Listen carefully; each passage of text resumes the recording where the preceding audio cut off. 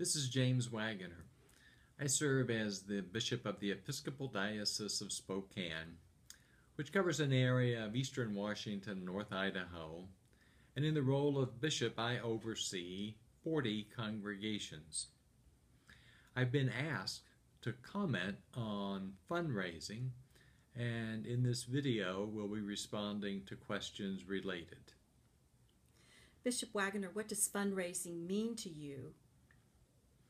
Fundraising is at the core of everything we do as a church, and in particular in this diocese, because fundraising is the way that we ensure that we have the resources necessary to carry out the mission that we've been given.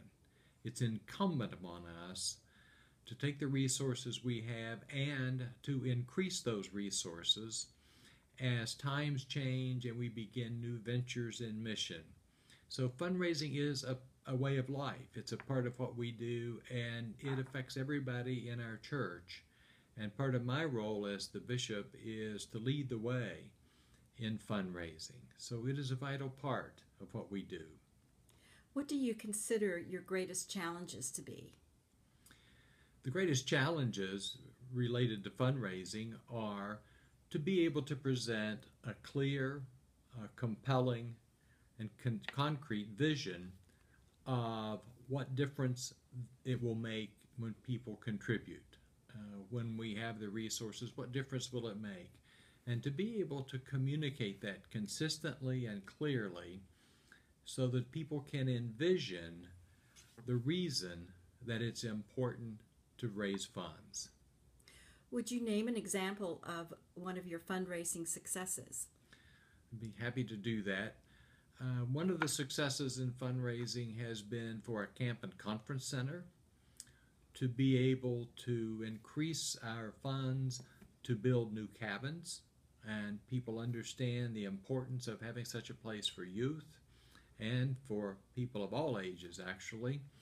And when we could provide a picture of what it would look like, another concrete, clear, compelling vision, people responded to that. We were able to build 4 new cabins, and it made a big difference in the ministry of that camp and conference center. Who or what are your main competitors for these funds? As we go about the task of fundraising, what I've found through the years is that the competitors for the funds are those organizations that do good works, those organizations that make a difference in people's lives in a positive way. For example, universities, for higher education, for hospitals. These are organizations that have very worthy services that they provide and opportunities in communities. And in some ways they are competitors, along with other faith communities. And the importance in fundraising is, again, to be able to present a concise, clear, compelling vision, and to help people decide, to discern how they wish to distribute their resources. It's not a question between what's good and what isn't. It's a question between what's good and what's good. And our task is to communicate effectively what it is we seek to do and why it is important to have the funds, and also to work collaboratively with other organizations in the community for the benefit of all people. What fundraising results does your diocese achieve, and how has your program improved over time? What we've been able to do in the 15 years that I've been bishop of this diocese is we've been able to start endowments. And those have been very important because the funds that are raised and that grow in endowments are used for training leaders, for our congregational development, for also being able not only to raise up but to recruit and retain the best leadership. They're used for continuing education in a variety of ways and for lifelong formation for people in the diocese. So the endowments serve that purpose. We've also been able to raise funds that go directly to congregations for church growth and development ventures, for new initiatives that they try. And we've continued to do that through fundraising as well as build the overall resources across the diocese for unanticipated opportunities. What are your goals for the next 3 to 5 years? What priorities will help you achieve them, and what barriers are in your way? My goals are to be a listener, to listen to what is emerging in the life of the diocese, and also to work with diocesan leaders so that we can outline the steps for our ongoing expanding and growing mission, and to set priorities. We already have had priorities, and that's served us well, but it's important now to renew our priorities and to be able to communicate again who we are, what we're called to do, and why it's important to have the resources for that. Where is your leadership team strong, and where does it need development? We have a strong team of leaders, especially regarding stewardship and fundraising, who are very committed. These are people who live out of their own generosity and their own sense of call. What we are now challenged to do is to expand the team. The people we have are effective in what they're doing, but we continue to raise up, we continue to equip and encourage people across the diocese to be a part of it.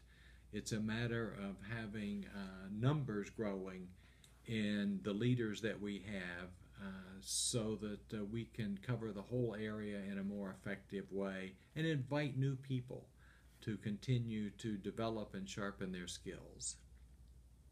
What do you personally spend most of your time on? In the role of bishop, which can be compared to being the president of a university or the CEO sometimes of a corporation, my primary task is as communicator and connector, is to have a unified vision and to be able to communicate that.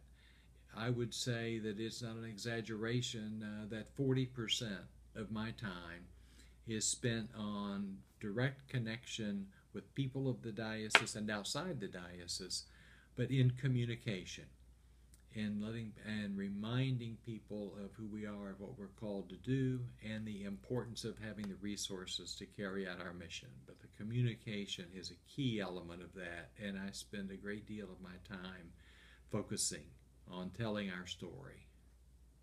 How many outside offers do you get to partner with you regarding fundraising efforts? Probably at least 3 or 4 a month, and those come in from the electronic communication, of course, and in other ways of phone calls. And so there's not a shortage of people who are willing to partner with us when it comes to fundraising. If people approach you, what is the best method of catching your attention? First, to tell me that they know something about who we are and what we do, about our mission, and that they actually have an interest in helping us strengthen and expand that. It also makes a difference if people can demonstrate by their past performance how they've made a difference with other organizations. Do you seek partners or companies to help with fundraising, and what is the standard process? We have done that from time to time, and we have a network that we use to talk about different companies and their strengths and their experience and the skills that they would bring to the diocese.